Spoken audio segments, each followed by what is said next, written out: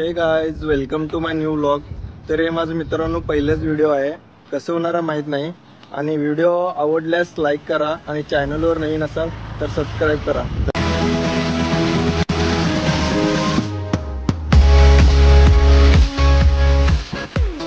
पांडुजरी या गावचे नाव पांडुजरी कसे पडले यामागे खूप मोठी गोष्ट आहे। तर मित्रांनो चला तुम्हाला शॉर्ट मध्ये सांगतो। खूप लांबचा प्रवास करत 5 पांडव या गावात आले आणि ते खूप तहानलेले असल्यामुळे त्यांना पाणी मिळत नव्हते। 5 पांडवांपैकी एका पांडवाने हातातील काठी जमिनीवर मारली व तेथे झरा लागला। पांडव आणि झरा असे मिळून पांडुजरी नाव पडले।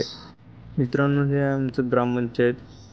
थोडक्यात सांगायचं म्हणलं की गावची विकासाची पूर्ण कामे इथूनच केली जातात आणि एक माझं छोटंसं स्वप्न आहे या ग्रामपंचायतला आदर्श ग्रामपंचायत बनवणे आणि गाव स्वच्छ आणि सुंदर बनवणे। हे आहे मित्रांनो हनुमान मंदिर आणि प्रत्येक चौकात प्रत्येक गल्लीत एक कचऱ्याची जाळी दिसणार आहे मित्रांनो। आणि हे पेविंग ब्लॉक तर पूर्ण गाव भरून बघायला मिळतील। गावाच्या अवतीभोवती असलेला हा हिरवागार निसर्ग माझ्या गावाला अजून खूप सुंदर बनवतो। हे गावचे आराध्य दैवत पीर कमल साहेब दर्गा।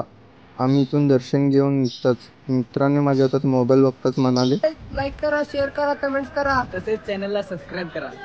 मित्रांना धन्यवाद म्हणून मी निघालो शाळेकडे। लहानपण शाळेत असताना वाटायचं कधी एकदा या तुरुंगातून सुटतो, पण जेव्हा शाळेतून कायमचा बाहेर पडलो तेव्हा समजला खरा स्वर्ग तर शाळाच होती। असो मित्रांनो, निघून गेलेली गोष्ट नेहमीच सुंदर वाटते, मग ती वेळ असो किंवा लहानपण।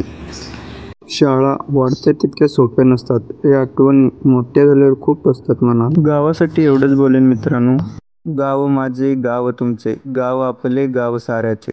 निसर्गातील हिरवळ म्हणजे गाव, सोन्याच्या खाणीतील सोनं म्हणजे गाव, घरातील घरपण म्हणजे गाव।